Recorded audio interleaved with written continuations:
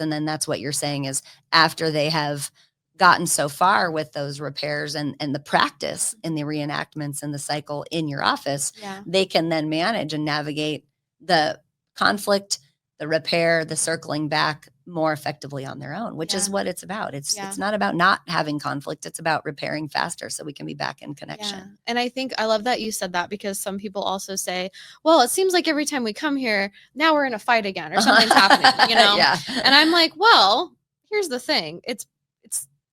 It's not the room. It's there. It's in you guys. You know, this is just giving you a space to bring it up. And you just haven't been addressing it until today. Yes, you know, exactly. You've been leaving it over here because you're busy doing life. Yeah. And then here I'm like, hey, where are your hot spots or raw things, spots? Right? What's really bugging you? That's exactly it. But I think one partner always feels a bit snubbed, if you will, because it's like, well, they didn't bring this up with me. It's like, well, I'm also helping you guys navigate what it looks like to bring things up with each other. So we're going to practice it in here until we can do it out there. But it doesn't mean this room is bringing the stuff up. You know, it's not, I'm not doing this to you. Therapy is is not making these things here. We're just highlighting what you were not paying attention to. And you're saying, I want to do that so that it doesn't destroy our relationship. And so it's important. So what does healing look like as people work through their wounds and their relationships?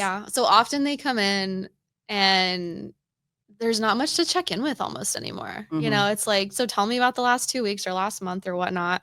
And they're telling me like, we've had a few things, but like, it wasn't as bad, you know, like the conflict wasn't as long or severe or as intense and escalated, you know? And I always ask, well, so there was conflict, so tell me how you handled it. You know, and when they can walk like me a debrief. Through, when they can walk me through exactly like what the trigger was, the emotions they felt, what was underneath those emotions on a deeper level, how they brought that up to each other, that tells me you're in pretty good shape.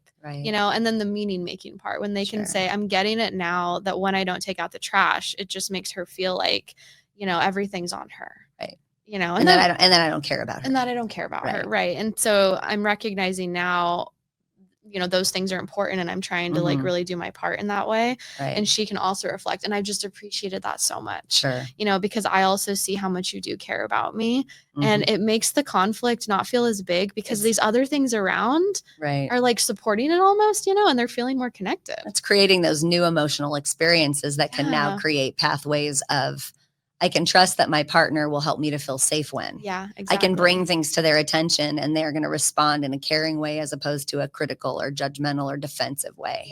For sure. And they can hear that I have an emotional perspective. And even if they're not meaning for me to feel that way, they are hearing the underlying message. And wanting to meet, you know, each other in that space. And when couples feel more attuned and connected to each other, conflict just doesn't feel like that big of a deal. There's other things that they know they have in their relationship, and like, what's the point to get into this so much? It's the disconnected ones that just like fester, and the little things feel so big when they're just not.